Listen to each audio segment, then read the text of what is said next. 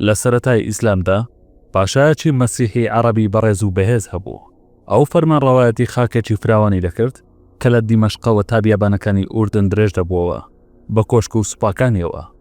ئەو لەو پەڕی سامان و دەسەڵات دەژیا بە پشتیوانی ئیمپراتۆریەتی گەورەی ڕۆژهەڵاتی ڕۆما و جلو بەرجی وەکو ڕۆمەکان لەبەر دەکرد.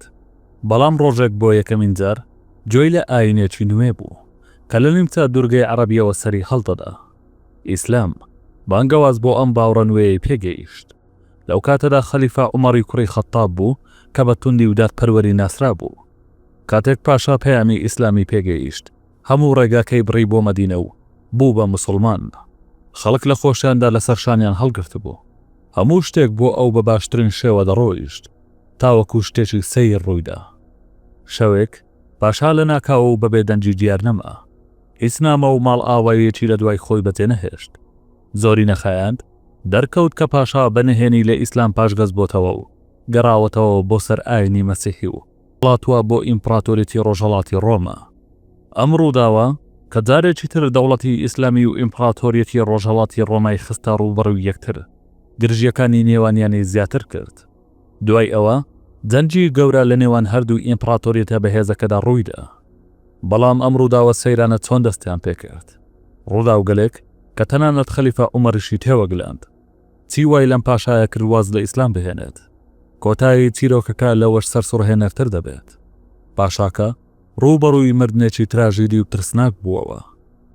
بەخێر بیت بۆ کەناڵی زانیاریە پێشەنگەکە.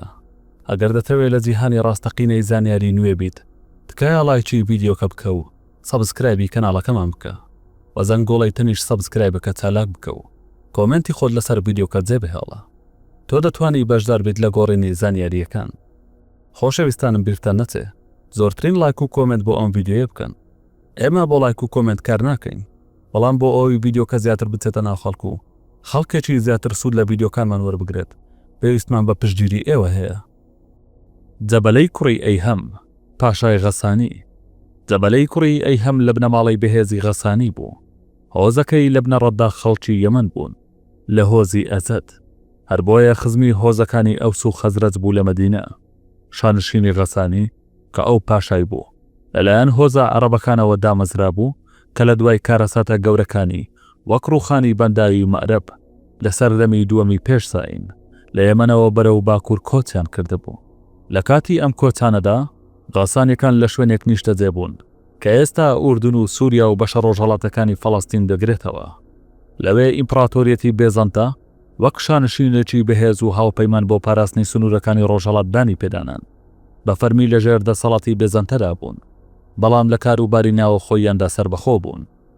جەبەلەی کوڕی ئەیهەم بووە دوا پاشای خانەدانی غەسانی. باوکی ئەیهەم هەروەها کەسێکی بەڕێز بوو لە هەمان بنەماڵە. جەبەلە لەم ماڵە شاهانەی لەدایک بوو. فێری پەروەردەی سەربازی و سیاسی بوو.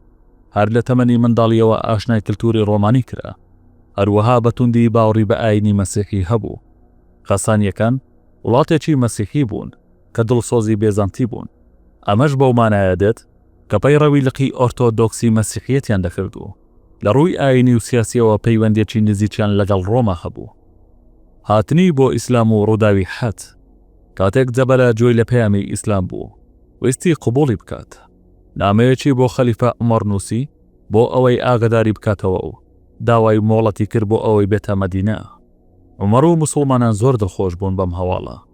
عومەر لە وڵامەکەیدا بە جەبەلەی وت کە دەتوانێت بێتە مەدینە و ئەگەر موسڵمان بێت هەموو ماف و بەرپرسیارەتەکانی وەکو هەر موسڵمانێکی تر دەبێت. بۆیە جەبەلە لەگەڵ 500 سواردا لە ئەکا و جەفانەوە بەرەو مەدینە بەڕێکەوت. کاتێک لە مەدینە نزیک بووەوە جلو بەرگێکی ڕازاوە بەزی و نەخشی لەبەر پیاوەکانی کرد. خۆشی تاجی شاهانەی لەسەر بوو.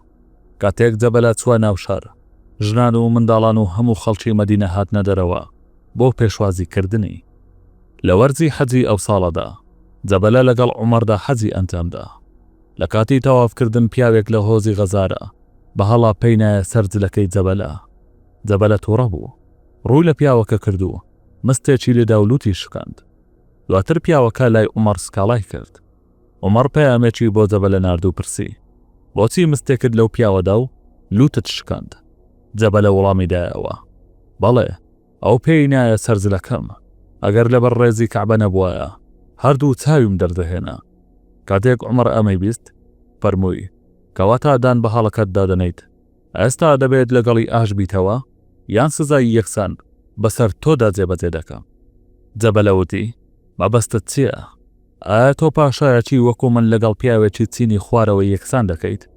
عومەر وڵامی دایەوە ئەی جەبەلە، ئیسلام تۆ ئەوی یەکسان کردووە. تۆ هیچ سەروەریەکت بەسەر ئەودا نییە مەگەر بە تەخوا و خودا ناسی نەبێت. جەبەلەوتی ئاوا من وام دەزانی دوای هاتنم بۆ ناو ئیسلام ڕێزدارتر و بەهێزتر دەبم. عومەر فەرمووی ئیسلام هەموو مسلمانانی لەبەردەم خودادا یەکسان کردووە. جەبەلە داوای مۆڵەتی کرد تا بەیانی بیر بکاتەوە و عومەر ڕازی بوو. هەڵاتن و کۆتایی تراژیدی. ئەو شەوە جەبەلە لە ترسی سزاکەی بەنهێنی لەگەڵ 500 سوارەکەی هەڵات. ڕاستەخۆ چووە قوستانتینیە ئیستانبوڵی ئێستا و لە ئیسلام پاشگەز بووەوە. دووبارە بووەوە بە مەسیحی. ئیمپراتۆریەتی ڕۆژهەڵاتی ڕۆما لەو کاتەدا هێراکلیۆس پێشوازی لێ کرد. هێراکلیۆس زۆر دڵخۆش بوو کە پیاوێکی دەوڵەمەند وازی لە ئیسلام هێناوە و ئاینی ئەوانی هەڵبژاردووە. سامان و زەوی زیاتری پێبەخشی. خەلیفە عومەر باڵوێزێکی ناردە لای هێراکلیۆس و بانگێشتی کرد بۆ ئیسلام. هێراکلیۆس لە بری موسڵمان بوون پێشنیاری ڕێکەوتنی ئاشتی کرد.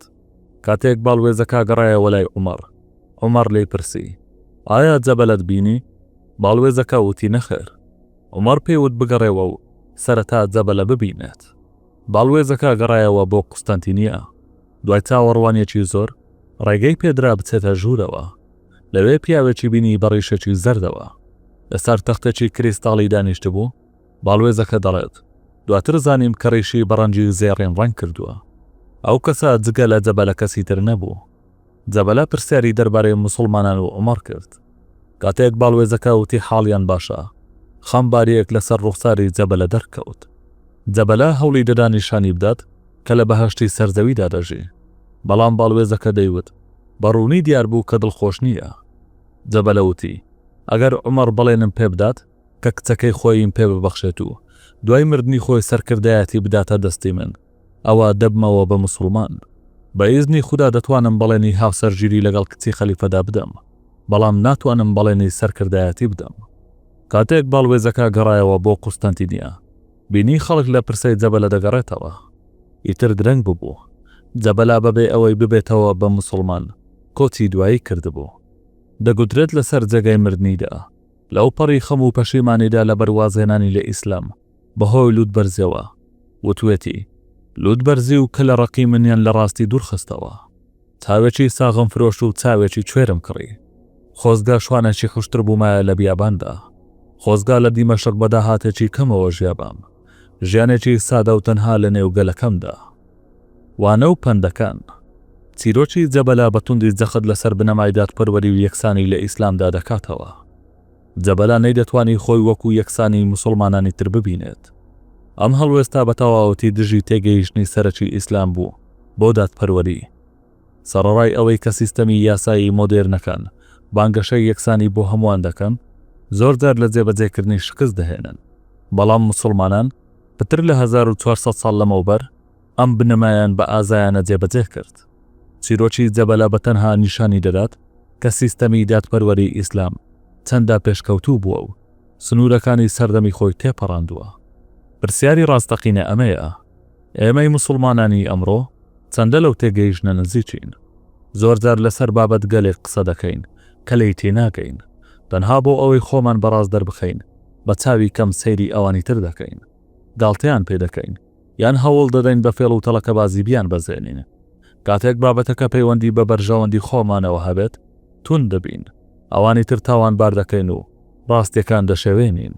یەکێک لە گەورەترین کێشەکانی سەردەمی ئێمە نەفسە. چارەسەری ئەم نەخۆشیە تێکۆشانە لە دژی نەفس. هەروەک چۆن لە تەسەووف داڕوون کراوەتەوە. ئێمە ڕێنمایی هەزاران زانە و ئەولیا وەردەگرین کە بەڕوانگەی قورئان و سنەتەوە پەروەردەکراون.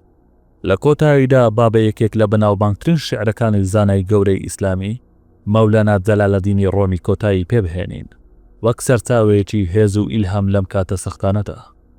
هەر خەمێکت هەیە هەناسەیەکی قوڵ هەڵمژە و دەست و نوێژ بگرە، پاشان بە بێدەنجی لە گۆشەی ژوورەکەتدا دانیشە و بگری. ئەگەر حەز دەکەیت پێویست ناکە قسەش بکەیت ئەو تۆ چێشەکانت باشتر لە خۆت دەناسێت بیرت بێت کاتێک دەستەکانت بۆ دوو ئابرز دەکەیتەوە بەدڵێکی شکاوەوە بیکە چونکە ڕەحمەت و بەخشەندەی خوددا بەرەو ئەو کەسە دەفرێت کە دڵی شکاوە کاتێک کەسێک بەدار لە فەرشێک دەدات بۆ ئازاردانی فەرشەکەی نییە بەڵکو بۆ لابردنی تۆزەکەیەتی ئەگەر شتێک ڕوونەدات یان لەبەر ئەوەیە شتێکی باشتر ڕوودەدات یان هەرگیز بڕیار نەبووە ڕووبدات سەیری باڵندەکان بکە لە ئاسمان دەفرن نەدەچێن و نەدروێنەش دەکەن ئایا پێت وایە ئەو کەسەی خواردنیان پێدەدات تۆی لەبیر کردووە تەنها فێر بە چۆن داوا بکەیت خەم مەخۆ ئەگەر دەتوانیت ببینیت و ئەگەر دەتوانیت دەست لێ بدەیت و هەناسە بدەیت و بڕۆیت ئەوە سوپاسگوزار بە پێم مەڵێ چیت نییە پێم بڵێ چیت هەیە ئەی ڕوحی ئازیز خەم مەخۆ ئایا شەوەکان هەمیشە تەنها دەبن ئایا ئەوانەی ڕۆیشتن هەرگیز ناگەڕێنەوە